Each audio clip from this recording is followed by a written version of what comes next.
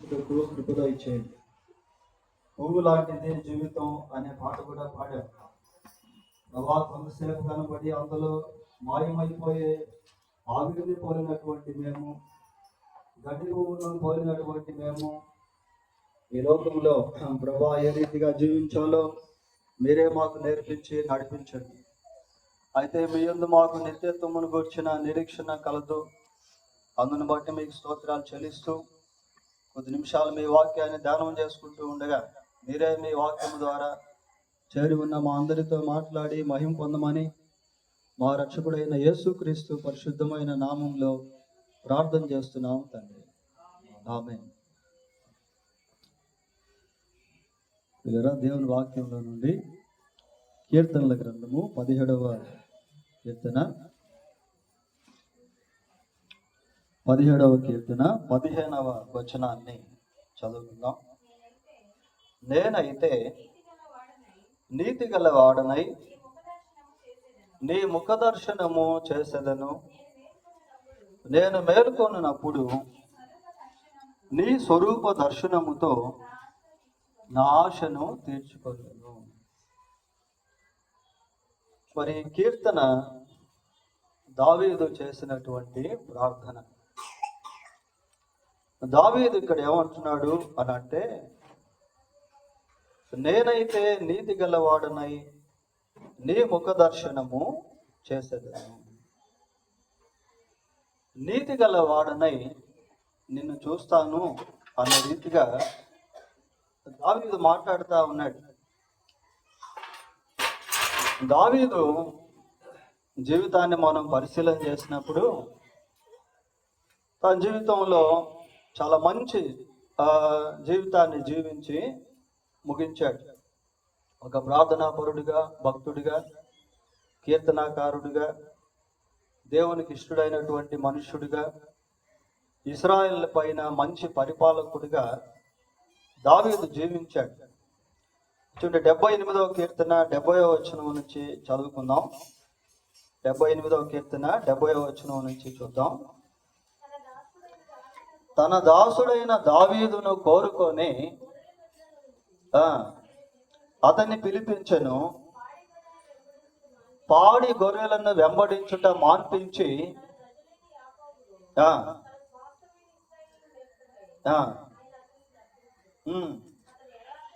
చూడండి, అతడు యథార్థ హృదయుడై వారిని పాలించెను. చూడండి, ఇశ్రాయేల్ ప్రజలను ఎలాగ పరిపాలించాడు లేక పాలించాడు అంటే యథార్థ హృదయుడై పాలించాడు. కనుక దావీదులో నీతిని, న్యాయమును, యథార్థతను ఇలాంటివి మనము చూస్తాం. ఇక్కడ ఏమంటున్నాడంటే, నేనైతే నీతి గలవాడనై అని అంటున్నాడు. అదే సమయంలో దావీదును గురించి కాయిన్కి సెకండ్ టైం వైపు ఉంటుంది కదా. ఒక కాయిన్కి ఏ కాయిన్ హ్యాస్ బోత్ సైడ్స్. రెండో వైపున మనం చూసినప్పుడు దావీదు యొక్క జీవితంలో కూడా కొంత లూప్ హోల్ అనేటువంటిది మనకి కనిపిస్తుంది. దావీదు ఎంతో యథార్థవంతుడిగా, న్యాయవంతుడిగా, నీతిమంతుడిగా జీవిస్తూ వచ్చాడు. 100% ట్రూ అది. అదే సమయంలో దావీదులో ఇంకొక వైపును మనం చూసినప్పుడు కొంత లోటుపాట్లు అనేటువంటివి కూడా మనకి కనిపిస్తాయి. సమూయేలు 2వ గ్రంథం 11వ అధ్యాయం 12వ అధ్యాయం చదివినప్పుడు ఆ 11, 12 అధ్యాయాల్లో దావీదు చేసినటువంటి 2 దుష్కార్యములను గురించి ప్రవక్త హెచ్చరించడం అనేది మనం చూస్తాం. కాబట్టి దావీదు హెచ్చరించబడిన తర్వాత 51వ కీర్తన రాస్తూ అక్కడ ఏమంటాడు అంటే, తన పాపములను గురించి, తన అతిక్రమములను గురించి దేవుని సన్నిధిలో పశ్చాత్తాపడుతూ ప్రార్థన చేస్తున్నాడు. పిల్లరా, మన జీవితంలో కూడా మనం ఎంత కరెక్ట్గా జీవిస్తూ ఉన్నప్పటికీ ఎక్కడో ఒక దగ్గర ఏదో విధానంలో దేవునికి విరోధంగా అనేది మనము జీవిస్తూ ఉంటాం. కానీ దాన్ని సరి చేసుకోవాలి. దేవుని సన్నిధికి వెళ్ళి దేవుని సన్నిధిలో పశ్చాత్తాపడి ప్రభువుతో సమాధాన పడటం అనేటువంటిది చాలా ప్రాముఖ్యం. మరి దావీదు నీతి గలవాడనై అని అంటా ఉన్నాడు. ఒక రకంగా చెప్పాలి అంటే దావీదు ఈ మాటలు మాట్లాడుటలో తానేదో నీతి క్రియలు చేసినటువంటి వాడుగా అనేది కాకుండా తన నీతికి దేవుడు ఆధారము అన్నటువంటి సత్యాన్ని దావీదు జ్ఞాపకం చేస్తా ఉన్నాడు. 4వ కీర్తన కూడా దావీదే రాశాడు. ఆ 4వ కీర్తన మొదటి వచనంలో దావీదు ఏమంటున్నాడు? నా నీతికి ఆధారమగు దేవా అంటున్నాడు. కాబట్టి దావీదు నీతిమంతుడిగా జీవించేదానికి దేవుడు కారకుడు అన్నటువంటి విషయాన్ని అక్కడ మనం చూస్తాం. తర్వాత 23వ కీర్తన కూడా దావీదే రాశాడు. ఆ 23వ కీర్తన 3వ వచనంలో ఏమంటున్నాడంటే తన నామమును బట్టి నీతి మార్గంలో నన్ను నడిపించుచున్నాడు. తన నామమును బట్టి నీతి మార్గంలో నన్ను నడిపించుచున్నాడు అని దావీదు అక్కడ మాట్లాడుతా ఉన్నాడు. అంతేకాకుండా దావీదుకి యేసుక్రీస్తు ప్రభువును కూర్చున్నటువంటి గ్రహింపు కలదు. 22వ కీర్తన దావీదే రాశాడు. ఆ 22వ కీర్తన మొదటి వచనంలో మనం ఏం చదువుతాము అంటే నా దేవా నా చెయ్యి ఎందుకు విడిచితివి. యేసు ప్రభు సిలువలో పలికిన 4వ మాట దావీదు అక్కడ రాస్తా ఉన్నాడు. అంతేకాకుండా 16వ కీర్తన కూడా దావీదే రాశాడు. ఆ 16వ కీర్తన 10వ వచనంలో దావీదు ఏమంటాడు అంటే నీ పరిశుద్ధుని కుళ్ళు పట్టనీయవు, నీ ఆత్మ పాతాళములో విడిచిపెట్టు. ఎవరి గురించి దావీదు ఈ మాటలు చెప్తున్నాడు అంటే యేసుక్రీస్తు ప్రభువును గురించి చెప్తా ఉన్నాడు. 22వ కీర్తనలో ప్రభు యొక్క మరణమును గురించి, 16వ కీర్తనలో ప్రభు యొక్క పునరుద్ధానమును గురించి దావీదు మాట్లాడుతూ వచ్చాడు. కాబట్టి ఇక్కడ మనం గుర్తించాల్సింది ఏంటి అని అంటే మరణించక ముందు యేసుక్రీస్తు ప్రభువును గురించి గ్రహింపు కలిగి ఉండాలి. ఈ లోకంలో ప్రతి ఒక్కరు కూడా యేసుక్రీస్తు ఎవరు అన్నటువంటి సత్యాన్ని చనిపోకముందే తెలుసుకోవాలి. ఇటువంటి జ్ఞాపకార్థ కూడికలు మనకు జ్ఞాపకం చేసేటువంటిది ఏంటి అని అంటే మనం కూడా ఈరోజు ఏదో ఒక రోజు ఈ లోకాన్ని విడిచి వెళ్ళిపోతాం. ఇందాక పాడాం కదా, ఏం పాట పాడాం? పరవాసినినే జగమున ప్రభు నా నేత్రములు మూయబడగా నాదు యాత్ర ముగియు నీళ్ళలో చేరేదన్ పరలోక దేశము. పాట అయితే పాడాము కానీ ఆ పాట నిజంగా ఎవరు జీవితంలో వర్తిస్తుంది అంటే ఎవరైతే యేసుక్రీస్తును తెలుసుకొని ఉంటారో వాళ్ళు మాత్రమే దాన్ని హృదయం అంతటితో కూడా పాడగలరు. కాబట్టి దావీదు గురించి మనం ఆలోచన చేసినప్పుడు ఆ నీతిని మనం జ్ఞాపకం చేసుకోవాలి. ప్రియులారా, ఈ లోకంలో యేసుక్రీస్తు ప్రభువునందు ఎవరైతే విశ్వాసం ఉంచుతారో వాళ్ళు మాత్రమే నీతిమంతులుగా మార్చబడతారు. రోమాపత్రిక 3వ అధ్యాయము 23వ వచనం చదువుకుందాం. ఏ భేదము లేదు, అందరూ పాపము చేసి దేవుడు అనుగ్రహించు మహిమను పొందలేకపోవచ్చున్నారు.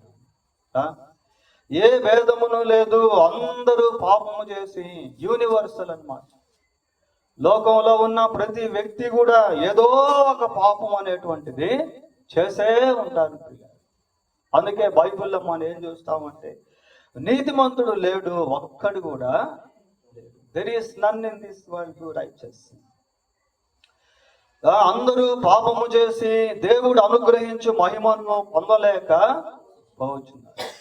కాబట్టి మరి లోకంలో పాపము చేయనటువంటి వాళ్ళు ఎవరు కూడా లేరు. 24వ వచనం చదవండి, రోమాపత్రిక 3. కాబట్టి నమ్మువారు ఆయన కృపచేతనే క్రీస్తు యేసు నందలి విమోచనము ద్వారా ఉచితముగా నీతిమంతులని తీర్చబడుచున్నారు. యేసుక్రీస్తునందు విశ్వాసం ఉంచడం వలన యేసుక్రీస్తు యొక్క విమోచన కార్యమును బట్టి మనుషులు నీతిమంతులుగా తీర్చబడతారు. ఎఫెసీ పత్రిక 1వ అధ్యాయము 5వ వచనం కూడా చూడండి. ఎఫెసీ పత్రిక 1 ఎట్లనగా తన ప్రియుని యందు తాను ఉచితముగా మనకు అనుగ్రహించిన తన కృపా మహిమకు కీర్తి కలుగునట్లు తన చిత్త ప్రకారమైన యేసుక్రీస్తు ద్వారా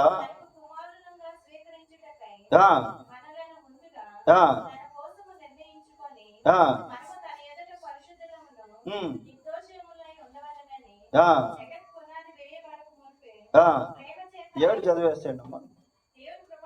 దేవుని కృపా మహదైశ్వర్యమును బట్టి ఆ ప్రియుని యందు ఆయన రక్తము వలన మనకు విమోచనము అనగా మన అపరాధములకు క్షమాపణ మనకు కలిగి ఉన్నది. కాబట్టి విమోచనం అనేటువంటిది ఊరికే రాదు ప్రియులారా.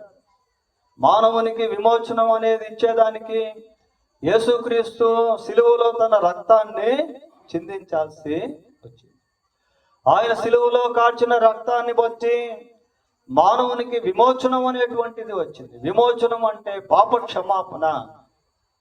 రక్తం చిందింపకుండా పాప క్షమాపణ కలగదు. There is no the forgiveness of sin without shedding the holy blood. పరిశుద్ధమైనటువంటి రక్తం చిందింపకుండా మానవ పాపమునకు క్షమాపణ అనేటువంటిది లేదు. యేసుక్రీస్తు ప్రభు మనుషులందరి పాపముల కొరకు ఆయన సిలువలో తన రక్తాన్ని చిందించాడు. అందుకే కొరింథీయులకు రాసిన 1వ పత్రిక 15వ అధ్యాయం 3వ వచనంలో క్రీస్తు మన పాపముల నిమిత్తము మృతి పొందెను, సమాధి చేయబడెను, లేఖనముల ప్రకారము 3వ దినమున లేపబడెను.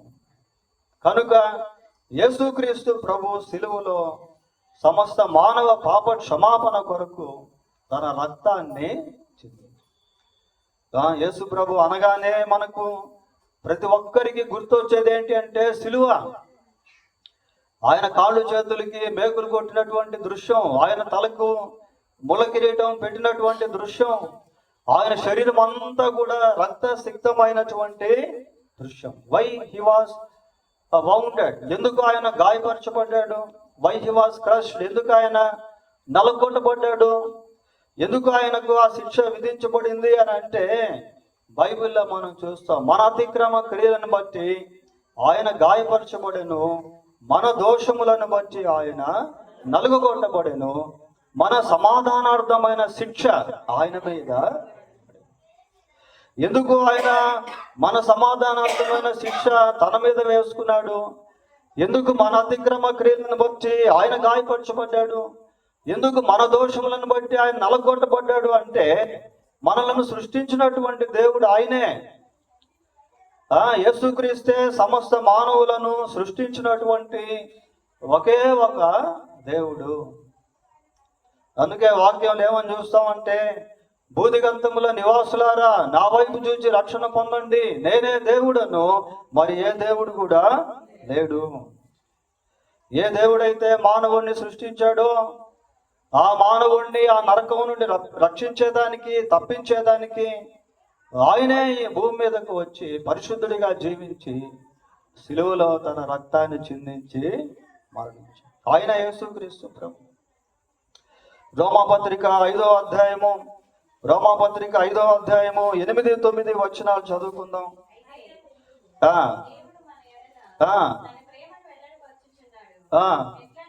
ఎట్లనగా మనం ఇంకను పాపులమై ఉండగానే క్రీస్తు మన కొరకు, చూడండి ప్రియులారా, పాపులమైన మన కోసము యేసుక్రీస్తు చనిపోయాడు. కాబట్టి ఆయన రక్తము వలన ఇప్పుడు నీతిమంతులముగా తీర్చబడి మరింత నిశ్చయముగా ఆయన ద్వారా ఉగ్రత నుండి రక్షింపబడుతుంది. యేసుక్రీస్తు రక్తము ద్వారా మనం నీతిమంతులముగా తీర్చబడతా ఉన్నాం. నీతిమంతులుగా తీర్చబడకపోతే దేవుని రాజ్యంలోనికి ఎవరు కూడా ప్రవేశించలేరు. ఎవరు కూడా ప్రవేశించలేరు ప్రియులారా. ఎవరైతే యేసు ప్రభువునందు విశ్వాసం ఉంచుతారో వాళ్ళే నీతిమంతులుగా తీర్చబడతారు. ఇంకా ఒక మాట బైబిల్లో మనం చూస్తాం. ఏంటి అంటే యోహాను రాసిన మొదటి పత్రిక 1వ అధ్యాయము 9వ వచనం చదవండి. మన పాపములను మనము ఒప్పుకొనిన యెడల ఆయన నమ్మదగిన వాడును నీతిమంతుడును గనుక ఆయన మన పాపములను క్షమించి సమస్త దుర్నీతి నుండి మనలను పవిత్రులుగా పవిత్రపరచబడినటువంటి వారే దేవుని రాజ్యంలోనికి ప్రవేశిస్తారు ప్రియులారా. నీతిమంతులుగా తీర్చబడినటువంటి వారే దేవుని యొక్క రాజ్యంలోనికి ప్రవేశిస్తారు. చదవక్కర్లేదు కానీ మత్తయి 13:43 ఏమని చూస్తామంటే, నీతిమంతులు తమ తండ్రి రాజ్యములో సూర్యుని వలె తేజస్సు. కనుక నీతిమంతులుగా మారినటువంటి వారే దేవుని యొక్క రాజ్యంలో ప్రవేశిస్తారు. మనిషిలో నీతి అనేటువంటిది దేవుని నీతికి సరిపోయినటువంటిది కాదు. కాబట్టి యేసుక్రీస్తునందు విశ్వాసం ఉంచుట వలన మనుషులు నీతిమంతులుగా తీర్చబడతారు.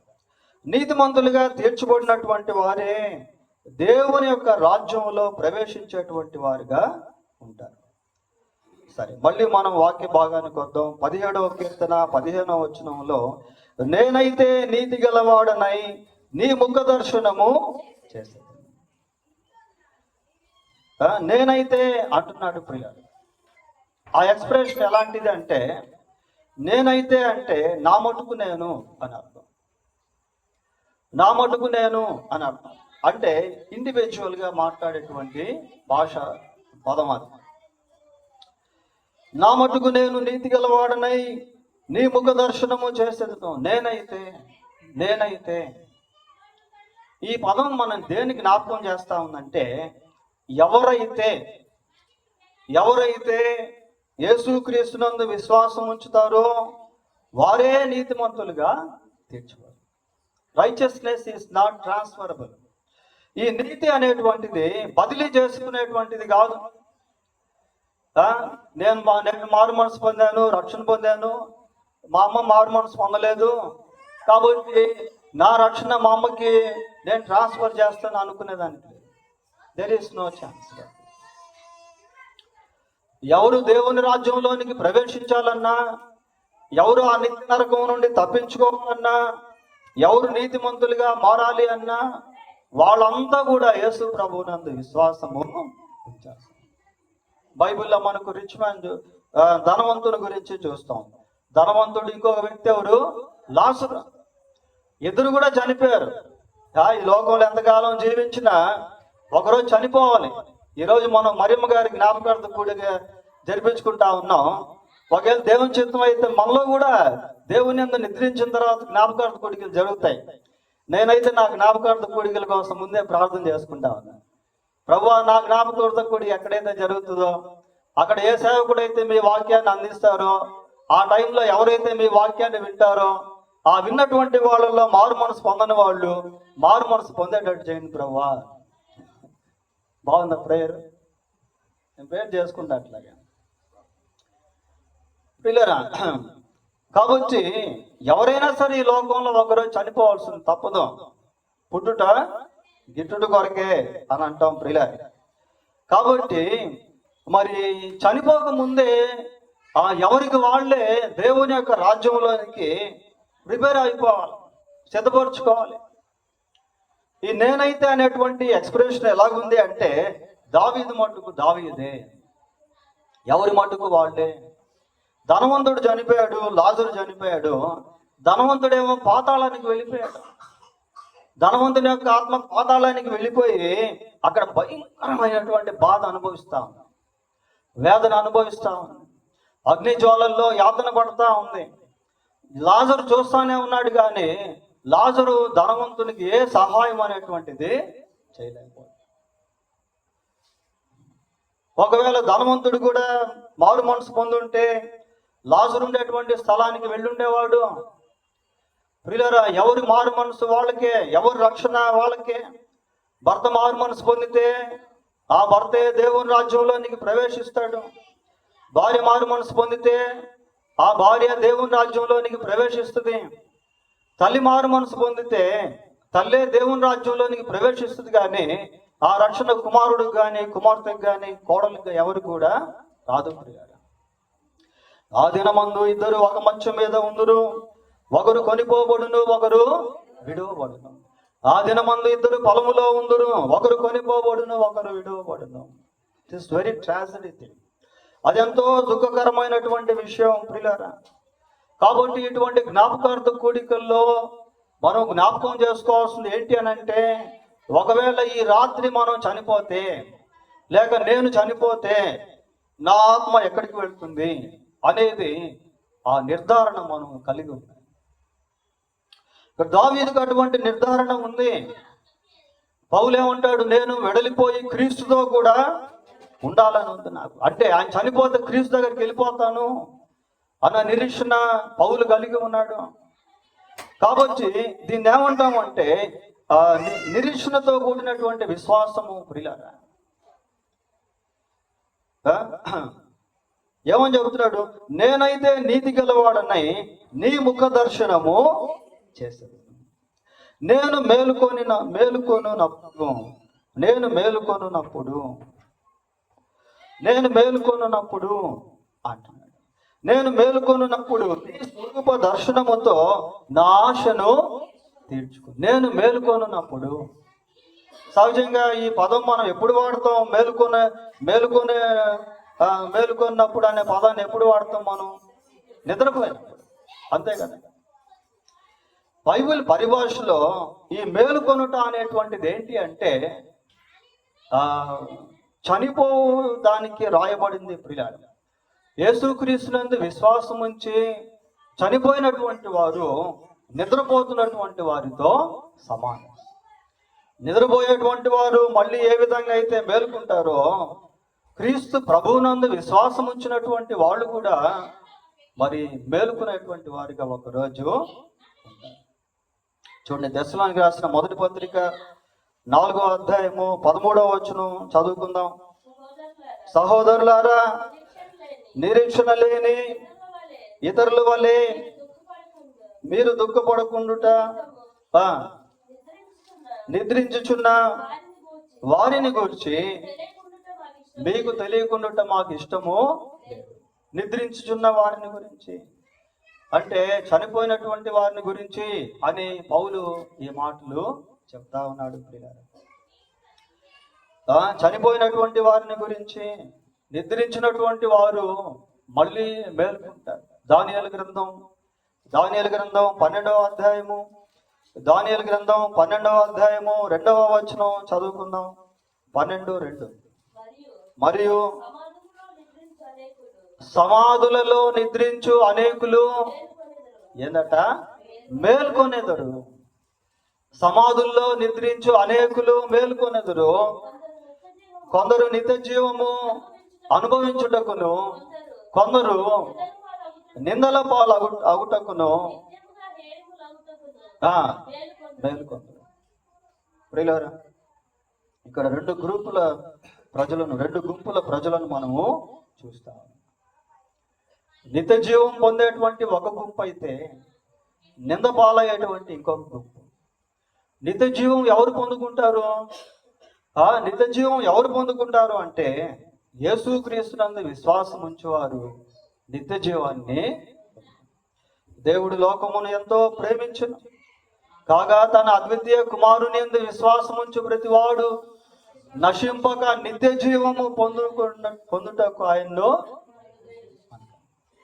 కాబట్టి యేసుక్రీస్తునందు విశ్వాసం ఉంచినటువంటి వారు చనిపోతే వారు నిద్రపోతున్నట్టు లెక్క ప్రియారు. నిద్రపోయేటువంటి వారు ఏ విధంగా అయితే మళ్ళీ మేలుకుంటారో ఆ విధంగా వాళ్ళు మళ్ళీ మేలుకుంటారు. మళ్ళీ దెస్సలోనికి పత్రిక వద్దాం. దశలు రాసిన మొదటి పత్రిక 4వ అధ్యాయము 16వ వచనం చూడండి.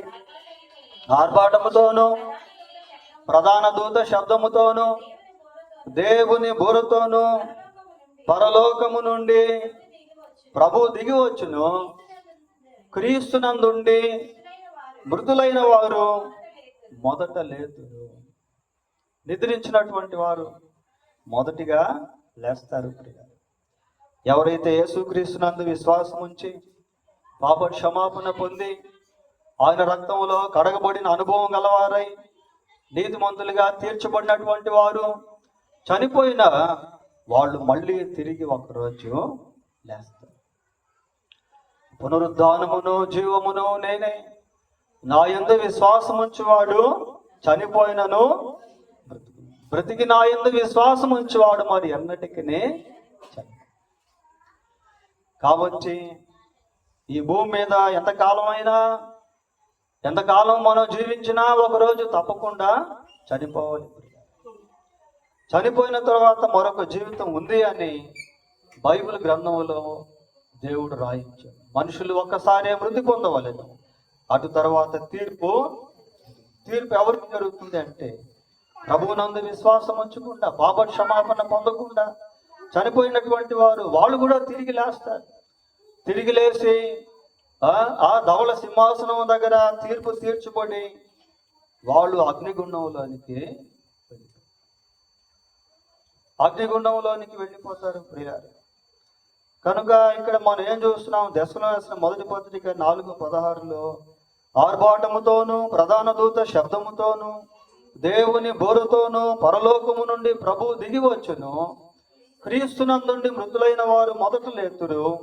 ఆ మీదట సజీవులమై నిలిచిండు మనము వారితో కూడా ఏకముగా ప్రభువును ఎదుర్కొనుటకు ఆకాశ మండలమునకు మేఘముల మీద కొనిపోవాలి. 17వ వచనం కూడా చదవండి.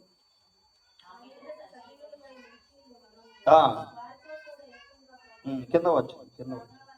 కాగా మనము సదాకాలము ప్రభువుతో కూడా ఉందుము.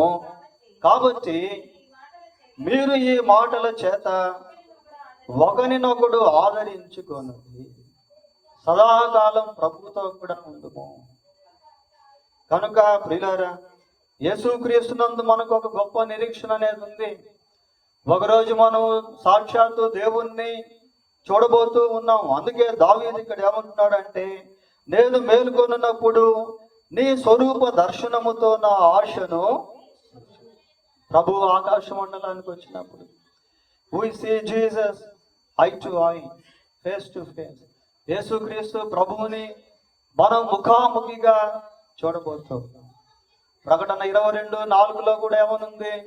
ఆయన దాసులు ఆయనను సేవించుచు ఆయన ముఖ దర్శనము చేయించు, ఆయన నామము వారి నొసలయందు. కాబట్టి ఆయన ముఖ దర్శనము చేసేటువంటి స్థితిలోనికి దేవుడు తీసుకెళ్తారు. ఆయన సన్నిధిలో ఎంతో నెమ్మది, సమాధానము, సంతోషము ఇవన్నీ కూడా ఉన్నాయి.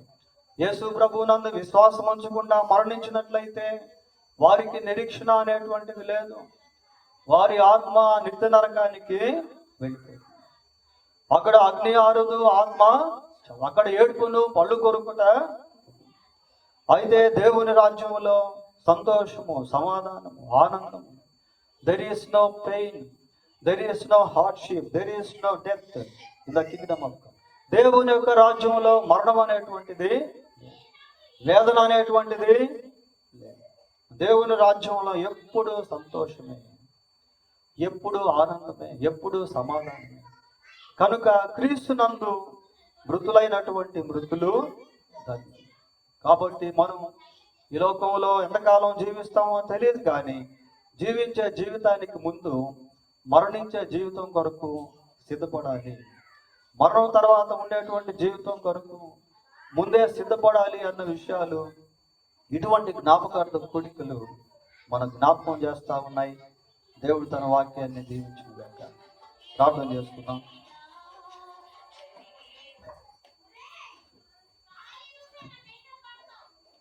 పరిశుద్ధుడైన మా దేవా, మీకు వందనాలు, స్తోత్రాలు చెల్లిస్తూ ఉన్నాం. నాయన ఈ జ్ఞాపకార్థ కూడికలో మీ వాక్యము ద్వారా అనేక విషయములు మీరు మాతో మాట్లాడుతూ వచ్చారు. మీకు వందనాలు. మానవుని యొక్క జీవితం పట్ల మీకున్న గొప్ప దయా ప్రణాళికను బట్టి, సంకల్పాన్ని బట్టి మిమ్మల్ని స్తుతిస్తూ ఉన్నాము మా ప్రభువా.